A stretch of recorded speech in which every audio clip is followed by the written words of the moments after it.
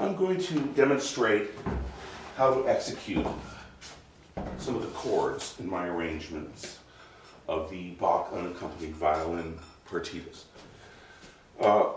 And I'll refer to them as 3- and 4-note chords because although there are some true triple and quadruple stops in my arrangements, more often than not, there's some trickery involved.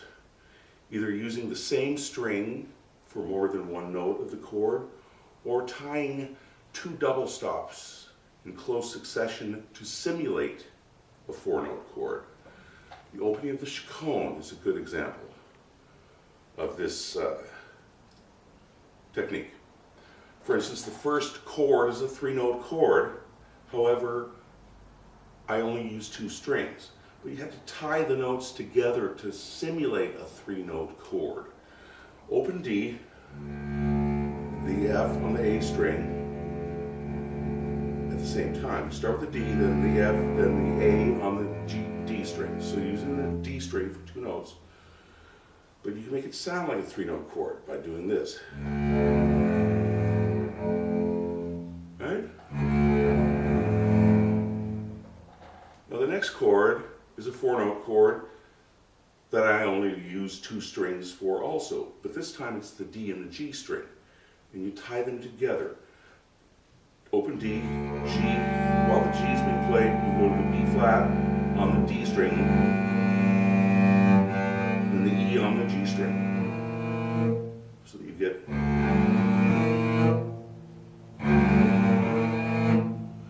Now the next 4-note chord is an example of using 2 double stops to simulate a 4-note chord.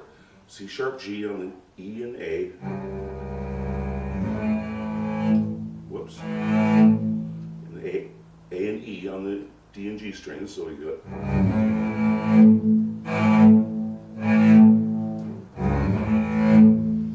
The next one is a 4-note chord using 3 strings. You tie them together. Open D. The D is being used. The D string is being used for the D and an A. So it's. So far, those are just 2 strings. And an F on the G string, so you get a. Once again, 2 double stops. And here, although Bach would often write root 5th 10th, he rarely orchestrated chords like that when he was writing for keyboard or an ensemble. But a little instrument tuned in fifths, oftentimes that's the way he had to write it. We don't. The double bassists, we can add that octave. So we do the B flat, F, and then another B flat on top. But you have to change positions. So you do it as 2 double stops once again.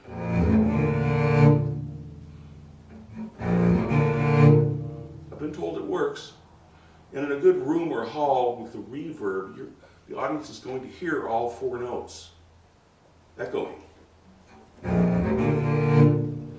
The next one is a 3-note chord where you have to jump over the A string. Now here's a true triple stop using the open A. Another triple stop. And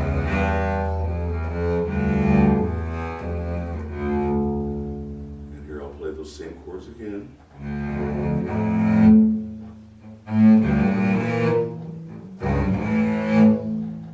You know, it's an illusion. When you're trying to play polyphonic works on a bowed instrument, especially a double bass, you do what you can. Remember that famous phrase, all's fair in love, war, and double bass playing. Okay, and then to the next chord.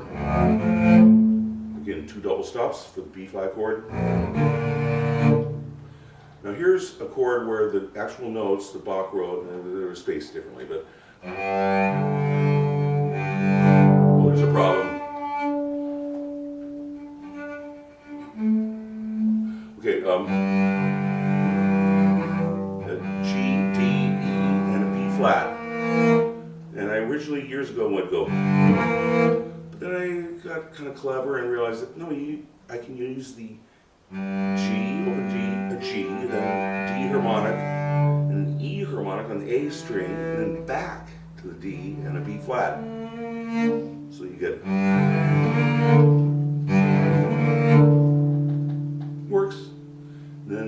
famous A chord. A, E, harmonic, C sharp, and then A on G. That's the way I usually notate this chord in my arrangements. However, there's an easier way that's more safe. That is to do the A, E, C sharp on the G, and then an A harmonic. That way you only have to worry about one note, the C sharp.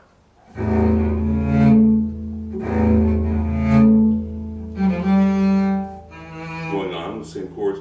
Now here's an example of where on paper, D, A, F looks good. In pizzicato, it works. But with the bow, it doesn't really work. Because what do? You go D, A, or do you play the D with the A and the D with the F? No, because you don't want to reveal that the lowest note of the chord is actually in one of the middle strings, okay? With the bow, simulate a 4-note chord. Use the D string as the bass and as a harmonic as an inner note in the chord. Voila, 4-note chord with 3 strings.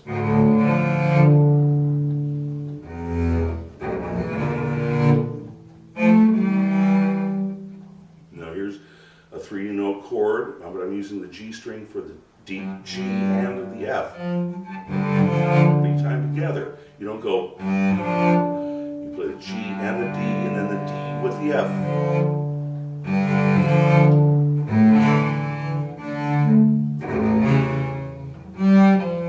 There's my A chord again.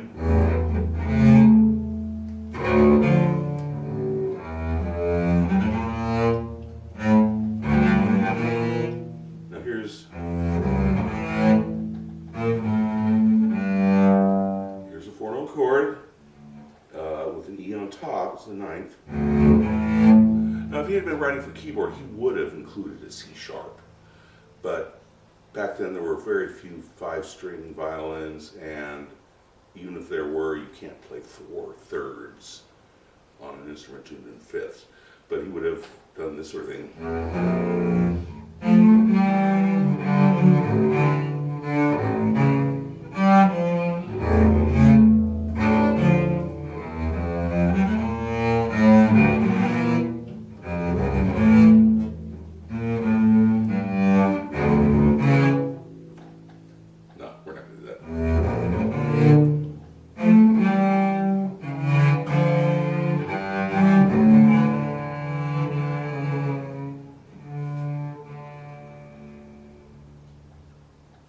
There you have it.